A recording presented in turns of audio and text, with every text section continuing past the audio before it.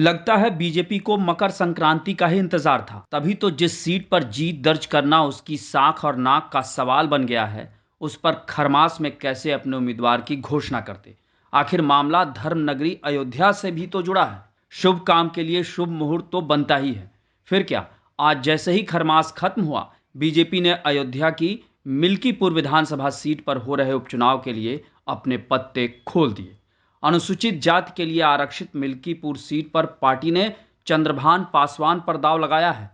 जैसा कि बीजेपी उम्मीदवारों के मामलों में अक्सर अपनी चाल से चौंकाती है, तो यहां भी उसने बिल्कुल नया नाम देकर चौंकाया है।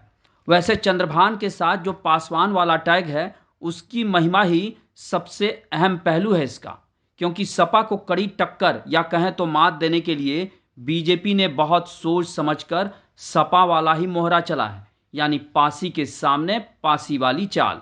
वैसे भी अखिलेश यादव पीडीए नाम से लोकसभा में अपनी राजनीति का जलवा दिखा चुके हैं और मिल्कीपुर सीट पर अखिलेश ने फैजाबाद लोकसभा सीट पर जीत दर्ज कर सपा के पोस्टर बॉय बन चुके अवधेश प्रसाद के बेटे अजीत प्रसाद पर भरोसा जताया है और वो अपने पिता अवधेश प्रसाद की सीट, जो उन्होंने 2022 में जीती थी और लोकसभा में उनके चुनाव जीतने से खाली हुई थी, उसे बरकरार रखने के लिए जी जान से चुनावी मैदान में जुटे हुए। इस दौरान उनके लिए उनका सबसे मजबूत पहलू उनका अवधेश प्रसाद का बेटा होना है, यानी राजनीतिक विरासत का होना। जैसा कि मतदान 5 फरवरी को होना है, तो अब ज़्यादा वक्त नहीं बचा है। इसीलिए चंद्रभान पासवान, जो बीजेपी के ज़मीनी कार्यकर्ता हैं और अभी जिला पंचायत स्तर की राजनीति में बहुत सक्रिय हैं और क्षेत्र में पार्टी की जीत के सूत्रधार भी रहते आए हैं और उनके परिवार का अच्छा खासा बिजनेस भी है, यानी वो भी कहीं से कम नहीं है। मतलब यहाँ मुकाबला काफ़ी दिलचस्प हो सकता है। आपको बता दें कि मिल्कीपुर सीट अब उत्तर प्रदेश की सबसे हाई प्रोफाइल सीट है और ये समझ लीजिए कि ये एक सीट बीते दिनों 9 सीटों पर हुए उपचुनाव पर अकेले भारी है, क्योंकि सपा और भाजपा दोनों ने इस सीट को हर हाल में जीतने के लिए जैसे अपना सब कुछ दांव पर लगा रखा है। अखिलेश यादव हों या मुख्यमंत्री योगी आदित्यनाथ, दोनों ताबड़तोड़ इस क्षेत्र में पहले भी प्रचार कर चुके हैं और अब तो पूछिए ही मत।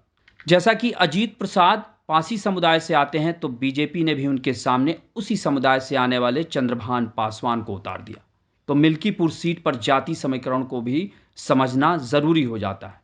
वैसे सियासी समीकरण पर बात करें उससे पहले आपको बता दें कि मिल्कीपुर सीट पर कभी भी किसी एक पार्टी का दबदबा नहीं रहा, क्योंकि इस सीट पर कभी कांग्रेस, कभी भाजपा, कभी सपा, कभी बसपा, तो कभी इस सीट से लेफ्ट ने भी जीत दर्ज की। जहां तक बात पिछले 3 चुनाव की, तो 2017 में बीजेपी के बाबा गोरखनाथ यहां से चुनाव जीते।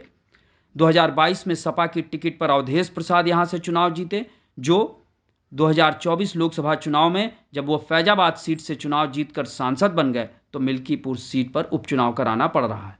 वहीं 2012 में भी अवधेश प्रसाद ने ही मिल्कीपुर सीट से चुनाव जीता था। अब अगर बात जातीय समीकरण की करें, तो मिल्कीपुर विधानसभा सीट पर 3.5 लाख से ज्यादा मतदाता हैं, जिसमें सबसे अधिक अनुसूचित जाति यानी दलित मतदाता हैं। दूसरे नंबर पर पिछड़ी जाति के मतदाता हैं। अनुसूचित जाति में भी पासी समाज और ओबीसी में यादव सबसे ज्यादा प्रभावी माने जाते हैं। इस सीट पर करीब 1.25 लाख दलित हैं, जिनमें पासी जाति का वोट करीब 55,000 से ज्यादा है। इसके अलावा करीब 30,000 मुस्लिम, करीब 55,000 यादव, 60,000 के करीब ब्राह्मण मतदाता हैं, जबकि क्षत्रिय करीब 25,000, वैश्य करीब 20,000 और 20,000 के करीब ही कोरी और 18,000 के करीब चौरसिया जाति के मतदाता हैं। यहाँ पाल और मौर्य जाति का वोट भी महत्वपूर्ण है। जैसा कि बीजेपी ने 9 सीटों पर हुए उपचुनाव में मुस्लिम बाहुल्य कुंदरकी सीट पर जिस तरह जीत दर्ज कर प्रदेश ही नहीं देश भर के राजनीतिक विश्लेषकों को चौंका दिया था, तो इस बार मिल्कीपुर सीट को लेकर ऐसे में मुख्यमंत्री योगी आदित्यनाथ ने जिस तरह मिल्कीपुर सीट पर चक्रव्यूह रचा है, उस चक्रव्यूह को अखिलेश यादव कैसे तोड़कर सपा के लिए ये सीट बरकरार रख पाते हैं, ये देखना काफ़ी दिलचस्प होगा। आपको हमारी ये रिपोर्ट कैसी लगी उससे कमेंट बॉक्स में ज़रूर बताएं और अन्य खबरों से अपडेट रहने के लिए बने रहें हमारे साथ, क्योंकि हम हैं बुलंद भारत टीवी।